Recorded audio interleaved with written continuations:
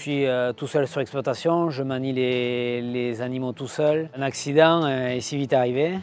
Du 1er novembre au 1er juin, je pèse mes veaux tous les mois. J'ai fait un couloir de contention et j'ai mis une cage de contention au bout pour travailler plus facilement et tout seul.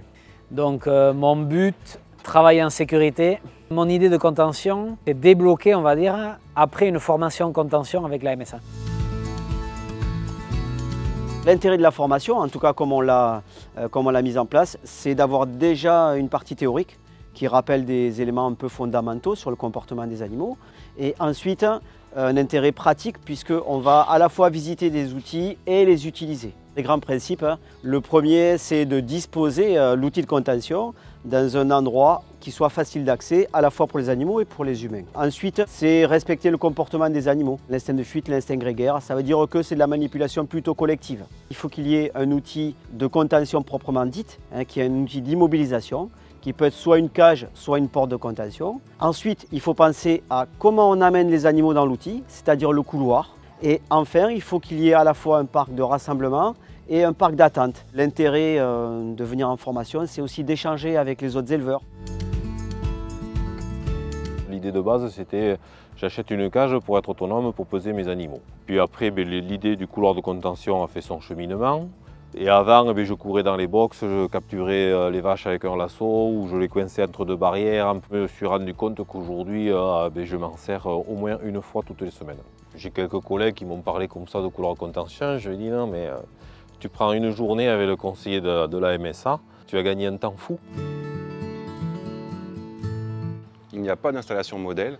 Chaque exploitant a une façon de travailler, a une production. En éleveur bovin, il y en a certains qui vont faire du veau, d'autres du broutard, d'autres de l'engraissement de vaches de réforme. Donc déjà, les systèmes ne sont pas les mêmes. Ils ne vont pas avoir les mêmes bâtiments, les mêmes installations. Donc il va falloir adapter le système de contention à la façon de travailler de l'éleveur. Le conseiller va apporter un suivi dans l'installation de contention, réfléchir sur les plans, quel type de matériaux utiliser, comment on va faire. Et donc le conseiller en prévention est là pour accompagner l'éleveur dans ces situations. Quand on va penser à un bâtiment d'élevage, souvent on va penser à la circulation des animaux, comment ils vont circuler. Voilà. Mais comment on va travailler, comment va circuler l'éleveur, c'est souvent des phases qui sont oubliées quand on est en phase de conception de bâtiment. Et donc l'œil du conseiller en prévention va apporter ça. On a confectionné un vrai système de contention des animaux, pas stressant, pas bruyant. Très fonctionnel, on peut tout faire tout seul. Maintenant d'avoir cet outil-là, ça nous permet de suivre nos croissances d'animaux, de manipuler pour les élèves en toute sécurité pour la pédagogie. Cet endroit est vraiment bien parce qu'il est central des bâtiments.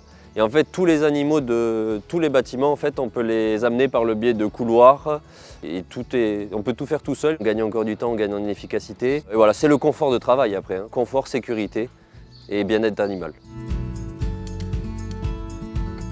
On accompagne les éleveurs de manière individuelle en allant vraiment sur les exploitations pour parler de leurs projets et après de manière collective on fait des formations. En fait quand on parle de contention souvent on pense à des gros systèmes de contention avec le couloir de contention ou la cage de contention. Mais ce qu'il faut bien comprendre, c'est qu'après, il y a plein de petits aménagements comme pour le quai de chargement ou le box de vélage. Réfléchir à de la contention dans la ferme, c'est bien sûr le premier point, c'est pour qu'ils travaillent en sécurité. On a encore trop d'accidents liés à la manipulation et à la contention des vaches. Et puis après, dans un deuxième temps, c'est aussi faire réfléchir l'éleveur à sa façon de travailler pour aussi améliorer leurs conditions de travail de manière générale. Il faut s'enlever l'appréhension que j'avais, et comme beaucoup en avaient, de se dire c'est fait pour les grosses exploitations et que ce n'est pas accessible pour les petites, c'est faux, quoi. Et c'est très simple. Et là, c'est tellement confortable que je ne peux pas m'en passer, quoi.